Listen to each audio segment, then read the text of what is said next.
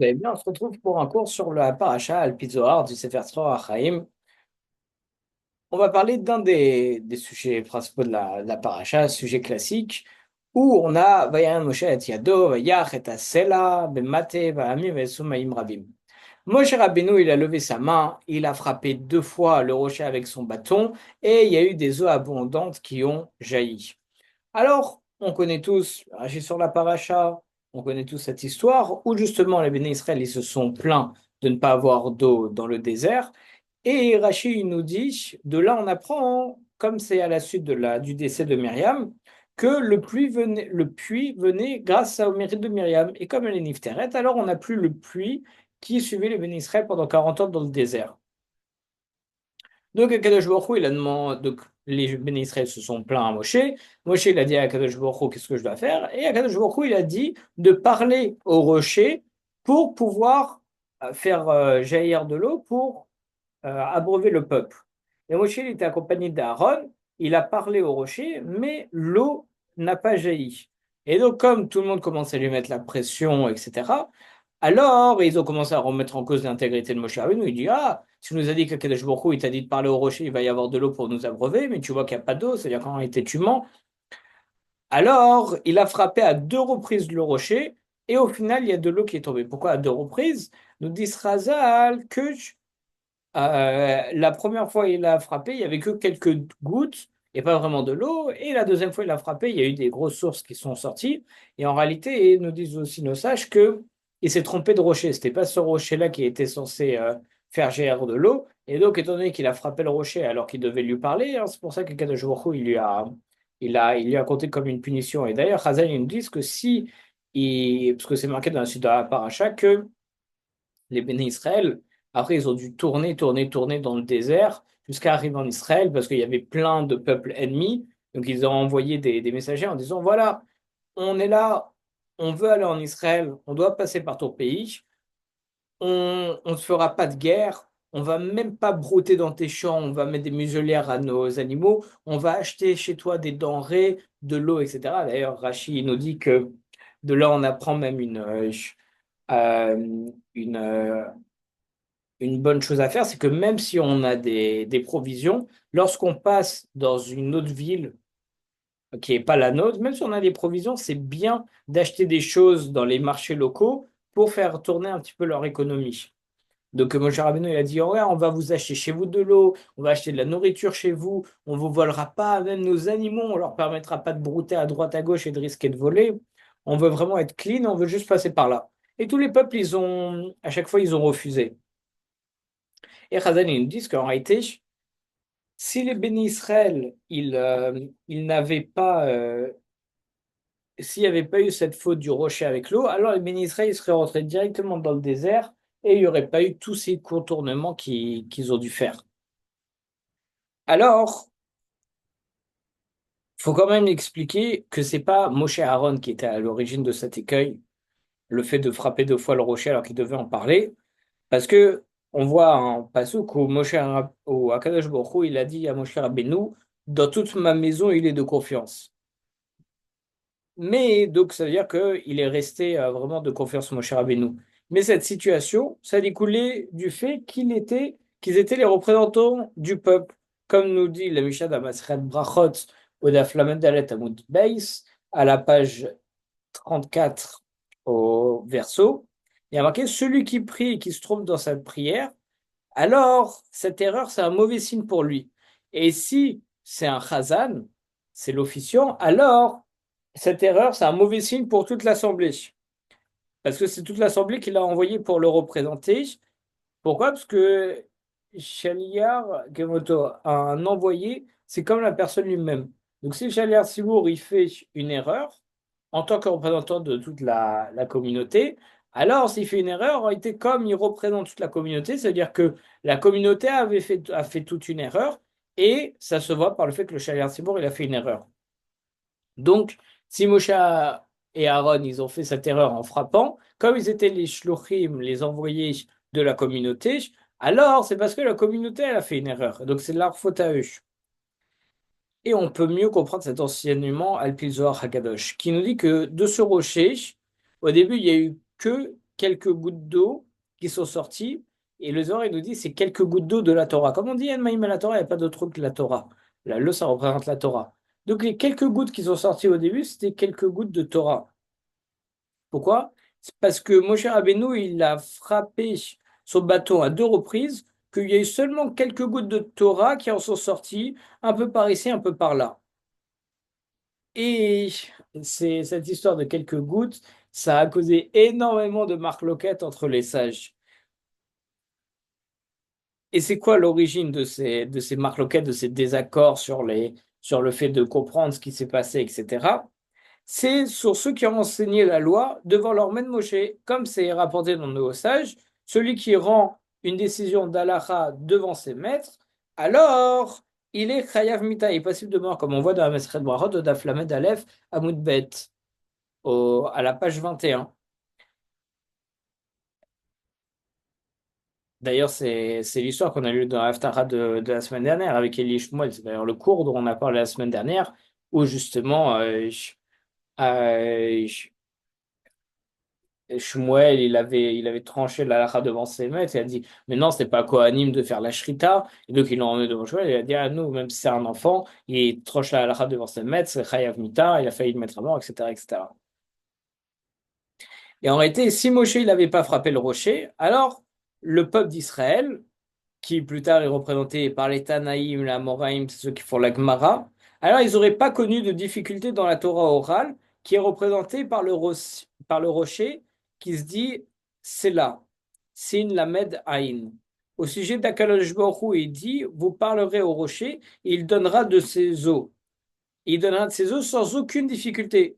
Et c'est comme ça que ça accomplit un verset du Chumash qui nous dit ils n'auront plus besoin de s'instruire mutuellement en disant reconnaissez Akadosh Baruch Hu, parce que tout le monde reconnaîtra Akadosh Baruch Hu du plus petit au plus grand, comme dit l'Éternel, c'est un pasuk de Yirmiyah.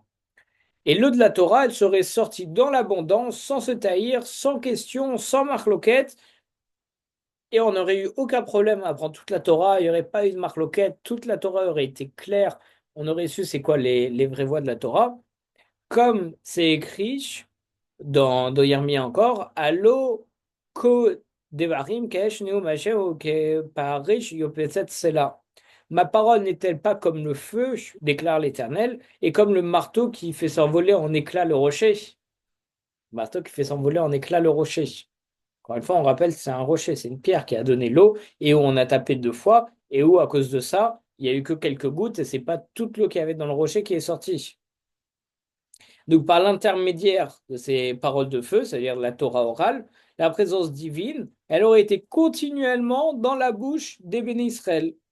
Or, la Torah orale, elle est incarnée par le rocher, comme on dit, c'est là, parce que le mot c'est là, il est composé de al, sin.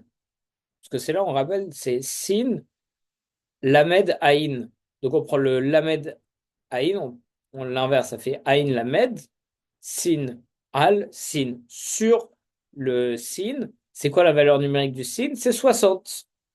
Et donc, qu'est-ce que ça veut dire? C'est là, al, sin, sur les 60. C'est quoi les 60? Ce sont les 60 traités du Talmud. Il y a 60 traités dans le Talmud. Brachot, Shabbat, Shviz, Shavuos, Avodah Zarah, etc., etc.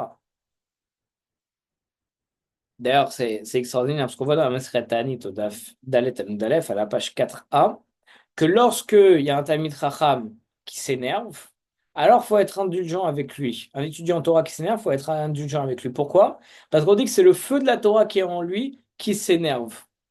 Pourquoi? Parce qu'il y a un verset qui dit ma parole n'est-elle pas comme un feu? Donc on voit que c'est la Torah, c'est le feu.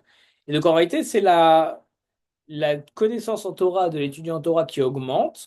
Et donc avec ça, sa sensibilité, de telle manière qu'il va prendre des choses de plus en plus à cœur. Et donc, le deuxième enseignement, il est rapporté par Ravashi qui nous dit qu'un érudit en Torah qui n'est pas aussi dur que l'acier, c'est écrit plus tard dans la Maseret Ta'anit, c'est pas un véritable étudiant en Torah et érudit en Torah. Pourquoi? Parce qu'il y a marqué comme le marteau qui fait envoler en éclats la roche. Le verset qu'on vient de citer de Yermia. Et donc un érudit il doit être tenace dans son étude parce que la Torah se compare aussi à un marteau d'acier. d'acier. Et par extension, tous ceux qui sont imprégnés de ces enseignements, ils le sont aussi, ils deviennent aussi des marteaux d'acier. Si on a la Torah en nous, bah alors on devient aussi des marteaux d'acier. Donc quelqu'un qui n'est pas un marteau d'acier, il n'a pas vraiment acquis de la Torah. En tout cas, pas comme il se doit, totalement. Donc, c'est là le rocher. C'est Al-Sin, c'est on aurait eu directement les 60 traités du Talmud, de la Gemara. On apprend de ce passage du Zohar HaKadosh que lorsque HaKadosh Baruch Hu, il a dit à Moshe Rabbeinu, vous parlerez au rocher devant devant leurs yeux des bénis Israël, et il donnera ses eaux. Alors, il voulait en réalité à Kadosh Baruch Hu qu'il y ait une abondance de Torah qui surgisse du rocher, qui est comparé encore une fois à l'eau, comme l'enseigne sage, En Maïm et la Torah. C'est Baba Kama, Daf Yudzaïn Amud Aleph, à la page 17a, qui nous dit En Maïm et la Torah, il n'y a pas d'autre eau que la Torah. En plus de ça, le Zohar HaKadosh, il nous explique que le mot Séla, le rocher, c'est une allusion aux 60 traités de la Torah orale qui viennent éclaircir la Torah écrite pour, pour écarter le moindre doute dans la façon d'accomplir les commandements. Là, ça va être intéressant parce qu'on dit que ça vient éclaircir tous les doutes, comment on doit faire. On a dit juste avant qu'à cause de ça, comme il n'y a eu que quelques gouttes et pas toute l'abondance d'eau qui est sortie, alors ça a créé toutes les marloquettes avec les sages qu'on connaît aujourd'hui. Et donc, lorsqu'Akadosh Baruch Hu, il a dit à Moshe, tu feras sortir pour eux de l'eau du rocher, son intention, c'était de faire jaillir une grande quantité d'eau de la Torah pour que ces lois, elles puissent s'établir dans une clarté totale par le biais de la Torah orale. Donc, si Moshe, il avait juste parlé au rocher, l'abondance de la Torah qui en serait sortie, elle aurait été telle qu'il n'y aurait eu aucun doute, aucune marque loquette dans l'interprétation de la Torah orale, comme l'a prophétisé Yermia par rapport au jour futur, lorsqu'il y aura Mashiach, il y aura marqué, ils n'auront plus besoin de s'instruire mutuellement en disant, reconnaissez l'Éternel, parce que tout le monde reconnaîtra Akadosh Baruch Hu, du plus petit au plus grand, ce sont les paroles d'Akadosh Baruch Hu. Mais après avoir frappé le rocher, encore une fois, il y a juste une infime partie d'eau de la Torah qui en est sortie. Et donc, à cause de ça, toutes les marques loquettes et les doutes entre les sages de la Torah orale, ça va se multiplier. Alors, ce qu'on va essayer de comprendre rapidement, c'est pourquoi est-ce que la Torah orale, elle est comparée, excusez-moi, à de la roche qu'il faut briser pour en extraire de l'eau. C'est quoi cette allusion? C'est bizarre. Alors, Rabbi Chaim Vital, il dit au nom du Harizal, il dit, j'ai vu mon maître décupler ses forces comme un lion au moment d'étudier la halakha, jusqu'à ce qu'il transpire d'une façon très abondante. C'est connu ça. Et je lui ai demandé pourquoi est-ce qu'il fournissait tant d'efforts. Et il a dit que c'est uniquement de cette façon, c'est en étudiant intensément et profondément la Torah qu'on peut briser les clipotes, les écorces, que sont les questions d'ordre halachique pour pouvoir arriver vraiment à la source de la Torah, à la vérité. Et toutes ces questions en réalité qu'on a sur la halachot, ça empêche la compréhension pure et les réponses, elles sont accessibles seulement si vraiment on va à travers la difficulté de l'étude. On va voir que justement, c'est comme le rocher. On ne peut pas juste avoir l'eau qui en jaillit, il faut le casser, il faut faire des efforts, il faut transpirer pour avoir l'eau qui est à l'intérieur, pour avoir la Torah. En réalité, c'est quand même un fruit. Un fruit, pour atteindre le fruit, il faut retirer la peau. Bon, c'est assez facile par rapport à un fruit, mais par exemple, pour une pierre précieuse, pour avoir une pierre précieuse, il faut casser les roches, il faut suer, etc., pour atteindre la pierre précieuse qui est à l'intérieur. Ça, c'est pareil pour tout, même pour devenir une meilleure personne et tout, il faut casser notre orgueil, casser nos clipotes, casser notre ego, notre colère, etc., pour atteindre vraiment notre vrai neshama à l'intérieur. Toutes nos clipotes, nos tavotes, etc. Et donc, on voit de cet enseignement que les clés, que toutes, que principalement les questions qui se trouvent dans la halakha, elles sont essentiellement dues aux clipotes, aux écorces, qui empêchent d'atteindre la clarté substantielle de la Torah. Et lorsque l'homme il investit toutes ses forces pour approfondir et répondre aux questions, alors il va pouvoir briser ses clipotes. Et les clipotes, c'est quoi? Ça décide les forces de Touma, et ça veut dire écorce. Parce que de la même manière qu'il est impossible, excusez-moi, j'avais pas préparé ça à l'avance, mais c'est exactement ce que je viens de vous dire. De la même manière qu'il est impossible de manger un fruit, aussi bon soit-il sans en retirer l'écorce, alors de la même manière, la Torah, c'est un fruit pur et délicieux, dont la douceur, elle dépasse l'entendement. Et pour se délecter de ce fruit, qu'est-ce qu'il faut faire? Il faut retirer la clipa, il faut retirer l'écorce par nos efforts soutenus. Et donc maintenant, on peut comprendre pourquoi est-ce que la Torah orale, elle est comparée à la solidité de la roche, parce que ça fait allusion aux clipotes qui sont aussi durs que la pierre et qui nous empêchent d'atteindre l'eau qui se trouve à l'intérieur, l'eau de la Torah qui est la Torah orale. Lorsque Kadosh Baruch Hu, il a ordonné à Moshe et à Aaron, tu feras sortir pour eux l'eau du rocher, son intention c'était de soumettre les forces d'impureté, qui sont les clipotes, qui sont dures comme de la roche, pour pouvoir faire jaillir l'eau en abondance de la Torah orale, comme ce sera le cas, comme nous a dit Yermia plus tard, lorsqu'il y aura Mashiach, où les clipotes, elles vont être annulées du monde, et donc, là s'accomplira le verset de Yermia, ils n'auront plus besoin de s'instruire mutuellement pour connaître Akadosh Baruch Hu. Pourquoi? Parce qu'il n'y aura plus les clipotes, et donc on connaîtra directement Akadosh Baruch Hu. Mais lorsque Moshe Rabbeinu il a frappé une première fois le rocher, il n'a pas soumis totalement les forces de la clipa, et c'est pour ça qu'il y a très peu d'eau qui en est sortie. Il n'y a eu que quelques gouttes par-ci, quelques gouttes par-là, et c'est à cause de ces quelques gouttes qu'on a eu beaucoup de doutes, et qu'on va avoir beaucoup de marloquettes avec le temps. Et le Mekoupa, Rabbi Nathan Shapira, qui a écrit le Megale Amukot, il explique le verset suivant qui dit: ce sont les eaux de la discorde où se querellèrent les enfants d'Israël, les béné Israël. Parce que si Moshe il était rentré en terre d'Israël, il n'y aurait jamais eu de marque loquette dans la Torah. Parce que c'est lui qui l'aura enseigné, il la connaissait parfaitement. Mais après avoir frappé le rocher, ces divergences, elles se sont multipliées parmi les sages de la Torah. C'est ça le secret du verset dans Shmuel qui nous dit pourquoi on appela ce lieu euh, parce que c'est pas, je sais plus en hébreu, le rocher de la discorde, c'est connu, c'est dans Bamidbar où on voit plein de lieux comme ça et on l'appelle le rocher de la discorde. Je suis vraiment désolé, je l'ai plus il est évident hein, ce nom, je l'ai plus devant moi. Et donc Rav Shapira, il explique également ce que c'est le secret du verset dans Yermia, au Kadosh Baruch Hu, il dit, est-ce que ma parole n'est pas comme du feu? Parce que s'il en est ainsi, les paroles de la Torah, elles auraient dû être comprises par tous, de la même manière, sans marloquette, sans safek, ni rien du tout. Mais et cependant, comme le marteau qui fait voler les éclats, en éclats le rocher, parce que Moshe, il a frappé le rocher avec son bâton comme un marteau. Comment on dit marteau? Patiche. Ça a la même valeur numérique que le mot maté Moshe, le bâton de Moshe. Le mot marteau, ça a la même valeur numérique que maté Moshe, le bâton de Moshe, qui est 993. Et donc on voit pourquoi est-ce qu'on dit frapper avec un marteau.